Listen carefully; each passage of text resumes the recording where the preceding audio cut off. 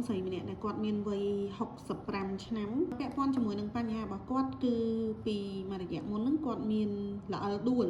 vàต่อ ពី là đuổi ให้ quạt ชื่อ non ชื่อ chỉ ការ នឹង អត់ បាត់ អញ្ចឹង ហើយ នៅ ពេល ដែល គាត់ អញ្ជើញ មក ពួក យើង ក៏ បាន ស្នើ សុំ ថត មក ទៅ ឃើញ ថា គាត់ មាន ជា ការ បាក់ ស្រន់ ទៅ លើ ឆ្អឹង កង ចកេះ កង់ ទី 1 របស់ គាត់ ណា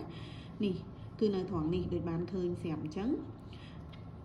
ពាក់ព័ន្ធជាមួយនឹងបច្ចេកទេសព្យាបាលជាទូទៅបច្ចេកទេសព្យាបាលវាមានការ flexible ពីអ្នកជំងឺម្នាក់ទៅអ្នកជំងឺម្នាក់ពីព្រោះថា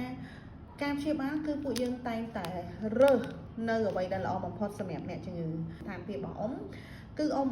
អាចធ្វើការពាក់ក្រវ៉ាត់អបចកេះអបខ្នងនឹងឲ្យជាប់ហើយនឹងបន្តហូបថ្នាំទៅតាមវិជ្ជាវិទ្យាដែលពួកយើងបានបើកជូនអញ្ចឹងនៅត្រង់ចំណុចនេះខ្ញុំតែងតែ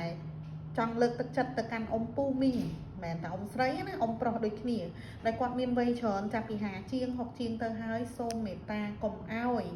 មាននៅការប៉ះទង្គិចឬក៏ការរងរបួសណាមួយជាយថាហេតុសូមប្រុងប្រយ័ត្នឲ្យបានច្រើនហើយប្រុងប្រយ័ត្នឲ្យបានខ្ពស់ពីព្រោះថាឆ្អឹងរបស់អ៊ំពូមីងចាប់ផ្ដើមថមថយនៅកំហាប់ឆ្អឹងហើយបានន័យថាឆ្អឹងអាចពុកឆ្អឹងអាចស្ពោតអញ្ចឹងតើកាលណាមានគ្រោះថ្នាក់អីតិចតួចឆ្អឹងរបស់អ៊ំងាយនឹងបាក់ជាងគេក្មេងៗអញ្ចឹងត្រង់ចំណុចនេះខ្ញុំគ្រាន់តែមានសារផ្ដាំផ្ញើប៉ុណ្្នឹងទេសូមអរគុណច្រើនជម្រាបលា